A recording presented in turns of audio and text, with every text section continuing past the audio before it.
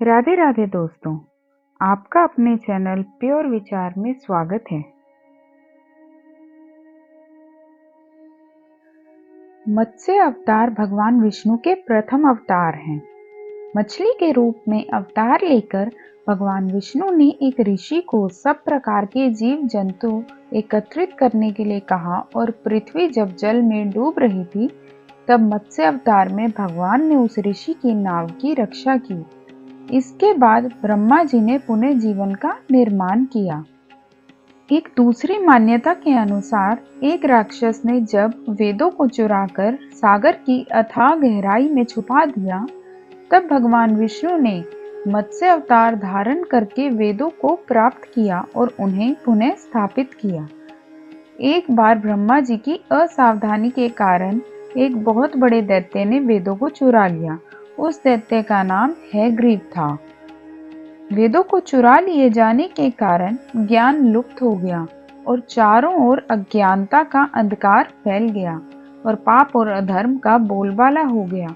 तब भगवान विष्णु ने धर्म की रक्षा के लिए मत्स्य रूप धारण करके हैग्रीव का वध किया और वेदों की रक्षा की। हरे कृष्णा। तो चलिए जानते हैं भगवान ने मत्स्य का रूप किस प्रकार धारण किया। कल्पांत के पूर्व एक पुण्य आत्मा राजा तप कर रहा था। राजा का नाम सत्यव्रत था। सत्यव्रत पुण्यात्मा तो था ही, बड़े उदार हृदय का भी था। प्रभात का समय था, सूर्योदय हो चुका था। सत्यव्रत कृतमाला नदी में स्नान कर रहा था। उसने स्नान करने के पश्चात जब तर्पण के लिए अंजलि में जल लिया तो अंजलि में जल के साथ एक छोटी सी मछली भी आ गई। सत्यव्रत ने मछली को नदी के जल में छोड़ दिया। मछली बोली, राजन, जल के बड़े बड़े जीव छोटे छोटे जीवों को मारकर खा जाते हैं। अवश्य कोई बड़ा जीव मुझे भी मारकर खा जाएगा। कृपा करके मेरे प्राणों की रक्षा कीजिए। सत्यव्रत के हृदय में दया उत्पन्न हो उठी। उसने मछली को जल से भरे हुए अपने कमंडल में डाल लिया और तभी एक आश्चर्यजनक घटना घटी। एक रात में मछली का शरीर इतना बढ़ गया कि कमंडल उसके रहने के लिए छोटा पड़ने लगा। दूसरे दिन मछली सत्यव्रत से बोली, राजन, मेरे रहने के लिए कोई दूसरा स्थान ढूंढिए, क्योंकि मेरा शरीर बढ़ गया है। मेरे घूमने फिरने में बड़ा कष्ट होता है। सत्यव्रत ने मछली को कमंडल से निकालकर पानी से भरे हुए मटके में रख दिया। यहाँ भी मछली का शरीर रात भर में ही मटके में इतना बढ़ गया कि मटका भी उसके रहने के लिए छोटा पड़ गया। दूसरे दिन मछली पुनः सत्यव्रत से बोली, राजन, मेरे रहने के लिए कहीं और प्रबंध कीजिए, क्योंकि मटका भी मेरे रहने के लिए छोटा पड़ रहा है। तब सत्यव्रत ने मछली को निकालकर एक सरोवर में डाल दिया, किंतु सरोवर भी मछली के लिए छोटा पड़ गया। इसके बाद सत्यव्रत ने मछली को नदी और फिर उसके बाद समुद्र में डाल दिया। आश्चर्य, समुद्र में भी मछली का शरीर इतना अधिक बढ़ गया कि मछली के रहने के लिए वह छोटा पड़ गया। इसलिए मछली पुनः सत्यव्रत से बोली, राजन, यह समुद्र भी मेरे रहने के लिए उपयुक्त नहीं है। मेरे रहने की व्यवस्था कहीं और कीजिए। अब सत्यव्रत विस्मित हो उठा। उसने आज तक ऐसी मछली कभी नहीं देखी थी। वह विस्मय भरे स्वर में बोला, मेरी बुद्धि को विस्मय के सागर में डुबो देने वाले आप कौन हैं? मत्स्य रूपधारी श्री हरि ने उत्तर दिया, राजन, हैग्रीव नामक दैत्य ने वेदों को चुरा लिया है। जगत में चारों ओर अज्ञान और अधर्म का अंधकार फैला हुआ है। मैंने हैग्रीव को मारने के लिए ही मत्स्य का रूप धारण किया है। आज से 7वें दिन पृथ्वी प्रलय के चक्र में फिर जाएगी।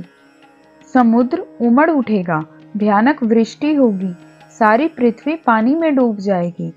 जल के अतिरिक्त कहीं कुछ भी दृष्टिगोचर नहीं होगा। आपके पास एक नाव पहुंचेगी। आप सभी अनाजों और औषधियों के बीजों को लेकर सप्त ऋषियों के साथ नाव पर बैठ जाइएगा। मैं उसी समय आपको पुनः दिखाई पड़ूंगा और आपको आत्म तत्व का ज्ञान प्रदान करूंगा। सत्यव्रत उसी दिन से श्रीहरि का स्मरण करते हुए प्रलय की प्रतीक्षा करने लगे। 7वें दिन प्रलय का दृश्य उपस्थित हो उठा। समुद्र भी उमड़कर अपनी सीमाओं से बाहर बहने लगा। भयानक वृष्टि होने लगी। थोड़ी ही देर में सारी पृथ्वी पर जल ही जल हो गया और संपूर्ण पृथ्वी जल में समा गई। तभी उसी समय एक नाव दिखाई पड़ी।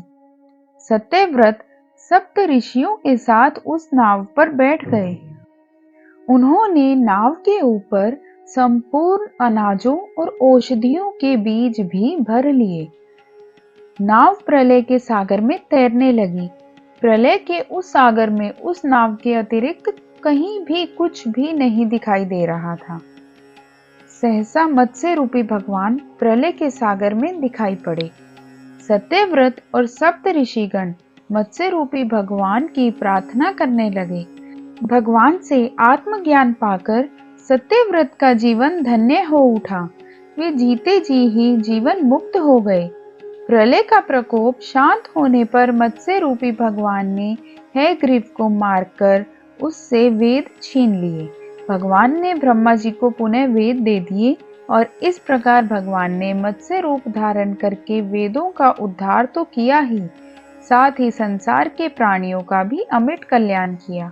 हरे कृष्णा। वीडियो पसंद आए तो वीडियो को लाइक करें, शेयर करें और चैनल को सब्सक्राइब करें। बेल आइकन जरूर दबाएं जिससे कि आपको हमारी नई वीडियोस की नोटिफिकेशन मिलती रहे। धन्यवाद।